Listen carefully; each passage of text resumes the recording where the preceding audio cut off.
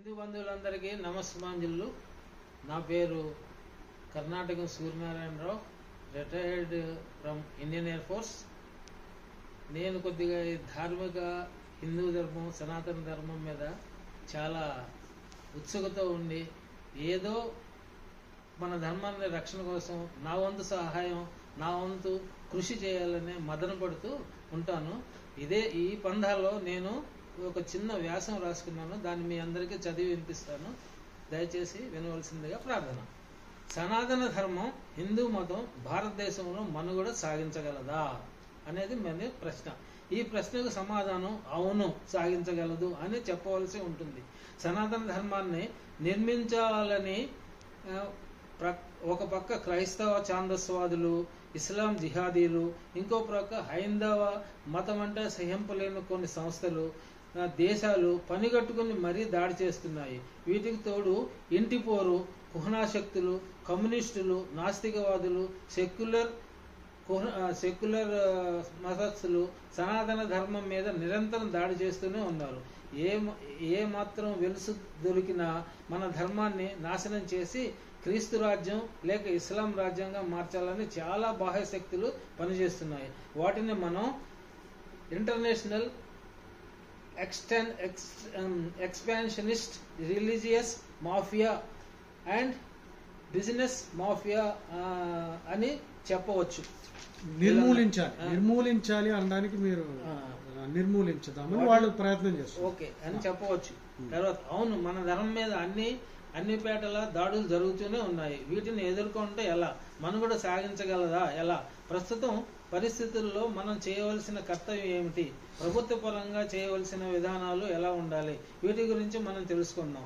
సనాతన ధర్మం వేళలా విరిసిల్లాలంటే ప్రతి ఊరిలోనూ దేవతల జాతరలు జరపాలి. ఉదాహరణ పోలేరమ్మ, మహంకాళమ్మ, బోనాలు ఇలాంటి ఉత్సవాలు ప్రతి ఊరిలోనూ ప్రతి పల్లెటూరులోనూ జరపాలి.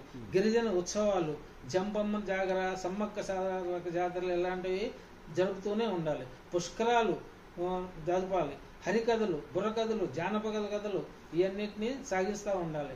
నాట్యం, శిల్పం మొదలగు కళలను కాపాడుకుంటూ వాటిని ప్రోత్సహించాలి. గుళ్ళు గోపురాలను కాపాడుకుంటూ అన్ని హిందూ పండుగలను జరుపుకోవాలి. వినాయక చతుర్థి ఉత్సవాన్ని ఈ పండుగ ద్వారా చాలా మంచి జరుగుతుంది. దీన్ని ఇంకా ఎక్కువగా చేయవలసి అవసరం ఉంది. అయ్యప్ప స్వామి, అయ్యప్ప, భవానీ, బజరంగ్ దళ్, శక్తి దీక్షలను ప్రోత్సహించాలి. వీళ్ళ ద్వారా ఎంతైనా సాధించవచ్చు. ఈ దీక్షా పరుల ద్వారా సనాతన ధర్మానికి ఎన్నో విధాల రక్షణ చేకూర్చవచ్చు.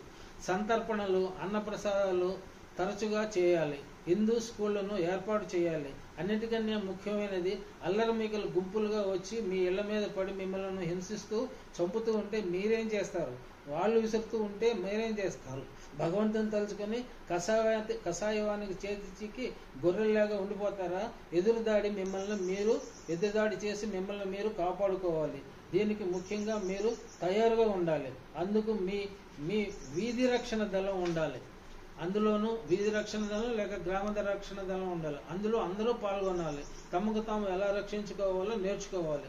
గ్రామ రక్షణ దళం, సెల్ఫ్ డిఫెన్స్ కమ్యూనిటీ ఫోర్స్ ప్రభుత్వం పరంగా మదర్సాలను సక్రమంగా నిర్వర్తించాలి. కమ్యూనికేషన్ కోడ్ అమలుపరచాలి. కామన్ సివిల్ కోడ్ అమలుపరచాలి. జనాభా సమతుల్యం హిందూ ముస్లింలు పాటించాలి. దేవాదాయ శాఖను ఎత్తివేయాలి. లేదంటే చర్చిలు, మదర్సాలను ప్రభుత్వమే నడపాలి. ప్రభుత్వ సొమ్మును హాజ్ తర్వాత జెరూసలేం యాత్రలకు ఇవ్వరాదు. వక్త్ బోర్డును తీసివేయాలి. Muslim personal law, minority impeachment should be controlled. ఇవన్నీ చేస్తే మన సనాతన ధర్మాన్ని మనం రక్షించుకోగలుగుతాము. దయచేసి దీని గురించి హిందూ బంధువులందరూ ఆలోచించవలసిందిగా ప్రార్థన.